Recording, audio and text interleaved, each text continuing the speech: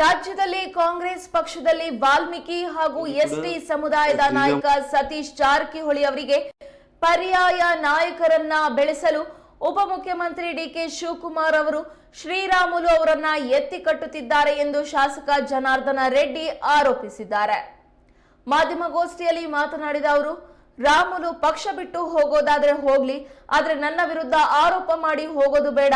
ನಾನು 40 ವರ್ಷಗಳಲ್ಲಿ ಅವರಿಗೆ ಮಾಡಿರುವ ಸಹಾಯವನ್ನ ಬೂದಿಯಲ್ಲಿ ಹಾಕಿ ಎಲ್ಲವನ್ನೂ ಮರೆತು ಹೋಗೋದಾದ್ರೆ ಹೋಗ್ಲಿ ಎಂದಿದ್ದಾರೆ.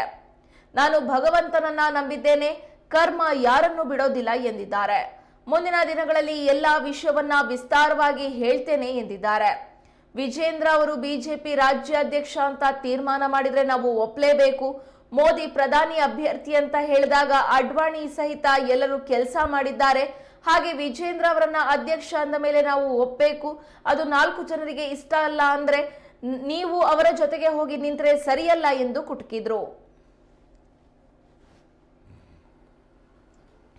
ನಿನ್ನೆ ಶ್ರೀರಾಮುಲು ಅವರು ಮಾತಾಡ್ತಾ ನಮ್ಮ ಕುಟುಂಬಕ್ಕೆ ಮತ್ತು ನನ್ನ ಬಗ್ಗೆ ಈ ರೀತಿ ಎಲ್ಲ ಕೂಡ ಅವರು ಹೇಳಿ ಯಾಕೆ ಹಿಂಗೆ ಮಾಡ್ತಾ ಇದ್ದಾರೋ ಗೊತ್ತಾಗ್ಲಿಲ್ಲ ಅಂತೇಳಿ ಹೇಳಿದರು. ತಮಗೆಲ್ಲ ಕೂಡ ಗೊತ್ತಿರೋ ವಿಷಯಗಳಾದರೂ ಕೂಡ ಒಂದೇನೆಂದರೆ ಜನಾರ್ದನ ರೆಡ್ಡಿ ಶ್ರೀರಾಮುಲು ಅವ್ರ ಬಗ್ಗೆ ಹೇಗೆ ಏನು ಅನ್ನೋದನ್ನು ಅಖಂಡ ಬಳ್ಳಾರಿ ಜಿಲ್ಲೆ ಜನತೆಗೆ ಗೊತ್ತು. ಬಳ್ಳಾರಿಯಲ್ಲಿ ಪ್ರತಿಯೊಂದು ಮನೆಗೆ ತಾವು ಹೋದರೆ ಮಾಧ್ಯಮ ಸ್ನೇಹಿತರು ಕತೆಗಳಾಗಿ ಏನು ಬಳ್ಳಾರಿಯಲ್ಲಿ ಹೇಗೆ ಶ್ರೀರಾಮುಲು ಅವ್ರನ್ನ ಬೆಳೆಸಿದ್ದು ಜನಾರ್ದನ ರೆಡ್ಡಿ ಅನ್ನುವಂಥ ವಿಚಾರಗಳಾಗಿರ್ಬೋದು, ಬಳ್ಳಾರಿ ಜಿಲ್ಲೆ ಸುತ್ತಮುತ್ತಲಿನ ಜಿಲ್ಲೆಗಳಾಗಿರ್ಬೋದು, ಇಡೀ ಕರ್ನಾಟಕದ ಜನತೆಗೆ ಒಂದು ಮಾತಲ್ಲಿ ಹೇಳಬೇಕು ಅಂತಂದರೆ ಯಾವ ರೀತಿ ಏನು ಜನಾರ್ದನ ರೆಡ್ಡಿ ಅನ್ನೋ ವಿಷಯ ಆ ಕೊಲೆ ನಡೆದಿರುವಂಥ ಸಮಯದಲ್ಲಿ ನನ್ನ ಶೆಲ್ಟರ್ಗೆ ಪೂರ್ತಿ ಬಂದಿದ್ದು ಶ್ರೀರಾಮುಲು. ಅಂದರೆ ಸುಮಾರು ಅವರು ಹೀಗೆ ನಿಂತ್ಕೊಂಡಿದ್ರೆ 2 ಶೂಗಳಲ್ಲಿ 2 ಚಾಕುಗಳನ್ನು ಇಟ್ಕೊಂಡು, 2 ಮುಣಗೈಯಲ್ಲಿ 2 ಚಾಕುಗಳು ಇಟ್ಕೊಂಡು, ಬೆನ್ನಿಗೆ ಕೊಡ್ಲಿ ಹಾಕ್ಕೊಂಡ್ಬಿಟ್ಟು ಒಂದು 10-20 ಮಂದಿ ರೌಡಿ ಗುಂಪುಗಳ ಜೊತೆ ಇದ್ದು, ಯಾಕಂದರೆ ತಾನೂ ಕಾಪಾಡ್ಕೋಬೇಕು. ಅವತ್ತಿನ ಪರಿಸ್ಥಿತಿ ಹೇಗಿತ್ತು ಅಂದರೆ ಅವ್ರ ಸೋದರ ಮಾವನ ಕೊಲೆ ಮಾಡಿದ ತಕ್ಷಣ 2ನೇ ಟಾರ್ಗೆಟೇ ಶ್ರೀರಾಮುಲು ಆಗಿದ್ದ. ಆ ಸಮಯದಲ್ಲಿ ನನಗೆ ಭಾಳ ಮಂದಿ ಸ್ನೇಹಿತರು, ಅಂದರೆ ನನಗೂ ಶ್ರೀರಾಮುಲ್ಗೂ ಕಾಮನ್ ಫ್ರೆಂಡ್ಸ್ ಏನಿದ್ದಾರೆ, ಹೇಗಾದರೂ ಮಾಡಿ ಶ್ರೀರಾಮುಲನ್ನ ಕಾಪಾಡ್ಕೋಬೇಕು, ಇಲ್ಲಾಂತಂದರೆ ಅವರು ಮುಗಿಸ್ಬಿಡ್ತಾರೆ ಅಂತಂದಾಗ ನಾನು ವ್ಯಾಪಾರ ವ್ಯವಹಾರಗಳಲ್ಲಿ ಇದ್ದರೂ ಕೂಡ ಅವತ್ತು ರಾಜಕೀಯವಾಗಿ ತುಂಬ ಪ್ರಬಲವಾಗಿ ಭಾಳ ಬಲಿಷ್ಠರಾಗಿರುವಂಥ ಒಂದು ಕುಟುಂಬಗಳು, 40 ವರ್ಷ ಬಳ್ಳಾರಿನ ಆಳಿರುವಂಥ ಕುಟುಂಬಗಳ ವಿರುದ್ಧ ಶ್ರೀರಾಮುಲು ಅವ್ರನ್ನ ಜೊತೆಯಲ್ಲಿ ಇಟ್ಕೊಂಡು ನಮ್ಮ ಮನೆಗೆಲ್ಲ ಕೂಡ ವಿರೋಧಿ ಗುಂಪುಗಳೆಲ್ಲ ಕೂಡ ಬಂದು ನೋಡಮ್ಮ ಒಂದು ಮಾತನ್ನು ಹೇಳ್ತಾ ಇದ್ದೀವಿ, ನಿಮ್ಮ ಮಗ ಯಾರು ಸಹವಾಸ ಮಾಡ್ತಾ ಇದ್ದಾರೆ, ಅವ್ರ ಮಾವನ್ನ ಮುಗಿಸಿದ್ದೀವಿ, ಅವನ್ನ ಕೂಡ ಮುಗಿಸ್ತೇವೆ, ನಿಮ್ಮ ಹುಡುಗರು ಯಾಕೆ ಅವನ್ನ ಜೊತೆಯಲ್ಲಿ ಇಟ್ಕೊಂಡು ಓಡಾಡ್ತಾ ಇದ್ರೆ ಅಂದರೂ ಕೂಡ ನಮ್ಮ ತಾಯಿ ಭಯದಲ್ಲಿ, ಅಂದರೆ ಅವಾಗ ನಾವು ಕೂಡ ಒಂದು ಅಷ್ಟು ದೊಡ್ಡ ಶ್ರೀಮಂತಿಕೆ ಅನ್ನೋದೇನು ಅಲ್ಲ, ಧೈರ್ಯ ಸ್ನೇಹ ಅಷ್ಟೇ. ಅವ್ರಿಗೆ ಏನೋ ಸಮಾಧಾನ ಮಾಡಿ ನಮ್ಮ ತಾಯಿ ಕಳಿಸ್ತಾ ಇದ್ದರು. ಆಮೇಲೆ ನನ್ನ ಜೊತೆ ಮಾತಾಡೋ ಟೈಮ್ನಲ್ಲಿ ಅಲ್ಲಪ್ಪ ಅವರಿಗೆಲ್ಲ ಬಂದು ಹೇಳಿದರು ಏನು ಮಾಡೋಣ ಅಂತಂದರೆ, ಅಮ್ಮ ನೀನು ಹೇಳು ಹೇಗೆ ಮಾಡೋಣ ಅಂದರೆ ನಿಮ್ಮ ಪ್ರಕಾರ ನಾವು ಹೋಗ್ತೀವಿ ಅಂದರೆ, ಬೇಡ ಬಿಡು, ಅಷ್ಟು ಒಳ್ಳೆಯ ಹುಡುಗ, ಅವನ ಪ್ರಾಣ ಹೋಗುತ್ತೆ ಅಂತಂದರೆ ಏನು ಇವತ್ತು ಇರ್ತೀವಿ ನಾಳೆ ಹೋಗ್ತೀವಿ, ನಾವೇನು 100 ವರ್ಷ 1000 ವರ್ಷ ಬದುಕಲ್ಲ, ಅವ್ನು ನಂಬ್ಕೊಂಡು ಬಂದಿದ್ದಾನೆ, ಅವನ್ನ ಕಾಪಾಡ್ಕೊಂಡು ಹೋಗೋದು ನಿಮ್ಮ ಜವಾಬ್ದಾರಿ, ಏನೇ ಆಗಲಿ ಫೇಸ್ ಮಾಡೋಣ ಬಿಡು ಅಂತೇಳಿ ಅಷ್ಟು ಧೈರ್ಯ ನಮ್ಮ ತಾಯಿಗೆ. ಆ ರೀತಿ ಅವ್ರನ್ನೇ ಅವ್ರು ಸಮಾಧಾನ ಮಾಡ್ಕೊಂಡು ನಮಗೆ ಸಮಾಧಾನ ಹೇಳ್ತಾ ಇರುವಂಥ ಸಂದರ್ಭಗಳು.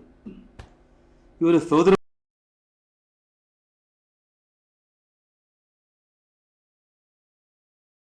ಒಂದು ಕೊಲೆ ಆರೋಪ ಬಂದಿತ್ತು, ಒಬ್ಬ ಕಾರ್ಪೊರೇಟರ್ನ ಕೊಲೆ ಮಾಡಿದ್ದ ಅಂತೇಳಿ ಶ್ರೀರಾಮುಲು 2004 ಶ್ರೀರಾಮುಲು MLA ಆದ ತಕ್ಷಣ ಒಂದು ದೊಡ್ಡ ಕೊಲೆ ಆಯಿತು. ಅವನು ಶ್ರೀರಾಮುಲಿಗೆ ಭಾಳ ವಿರೋಧ ಮಾಡ್ತಾ ಇದ್ದ, ಅವನು ಕೊಲೆ ಆಯಿತು. ಆ ಕೊಲೆ ಆರೋಪ ನೇರವಾಗಿ ಶ್ರೀರಾಮುಲು ಮೇಲೆ ಬಂತು. ಆ ಬಂದಾಗ ಕೂಡ ನಾನು ಪ್ರೆಸ್ ಮೀಟ್ ಮಾಡಿದೆ ಜಿಲ್ಲಾ BJP ಅಧ್ಯಕ್ಷನಾಗಿ. ಒಬ್ಬ ರಾಘವೇಂದ್ರ ಅಂತೇಳಿ, ಯಾವುದಮ್ಮ ರಸ್ತೆಯಲ್ಲಿ, ಒಂದು ಮೇನ್ ರಸ್ತೆಯಲ್ಲೇ ಚುನಾವಣೆಯಲ್ಲೇ ಅವನು ತುಂಬ ವಿರೋಧ ಮಾಡಿದ ತಕ್ಷಣ ಚುನಾವಣೆ ಆದ ಒಂದೇ ತಿಂಗಳಿಗೆ ಅವನು ಮರ್ಡರ್ ಆದ.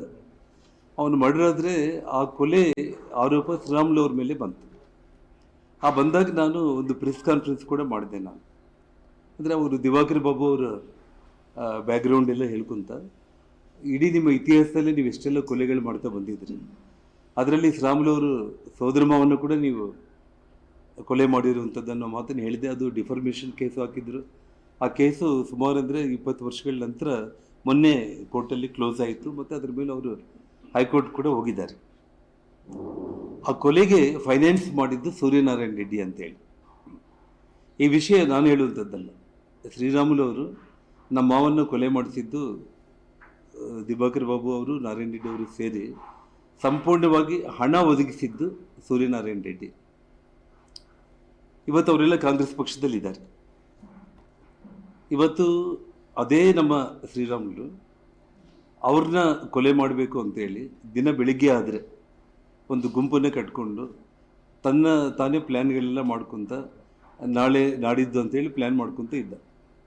ಆ ಸಂದರ್ಭದಲ್ಲಿ ಒಂದಿನ ಅವನಿಗೆ ಒಂದು ಗಾಬರಿಯಲ್ಲಿ ಬಂದು ಹೇಳ್ದ, ನಾನು ನಿನ್ನ ಹತ್ರ ಹೇಳಲೇಬೇಕು ಜನಾರ್ದನ್, ನಾನಂತ ಅವ್ರನ್ನ ಸಾಯಿಸ್ತೀನಿ, ಬಿಡಲ್ಲ, ನಮ್ಮ ಮಾವನ್ನ ಸಾಯಿಸಿಬಿಟ್ರು ಹಾಗೆ ಹೀಗೆ ಅಂತ ಹೇಳಿದಾಗ ಅವನಿಗೆ ನಾನು ಹೇಳಿದ್ದು ಒಂದೇ ಒಂದು ಮಾತು, ಯಾವತ್ತೂ ಕೂಡ ಒಂದು ಕ್ರೈಮಲ್ಲಿ ನಾವು ಇನ್ವಾಲ್ವ್ ಆಗಿದ್ದೀವಿ ಅಂತಂದರೆ ಇಡೀ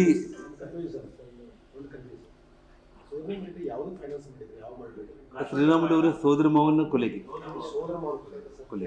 ಅಂದರೆ ನಾನು ಕಾರ್ಪೊರೇಟ್ರು ಕೊಲೆ ಆದಾಗ ಪ್ರೆಸ್ ಕಾನ್ಫರೆನ್ಸ್ ಅಂದರೆ ಶ್ರೀರಾಮುಲು ಮೇಲೆ ಕೊಲೆ ಆರೋಪ ಬಂದಾಗ ನೀವು ಕೊಲೆಗಟ್ಟ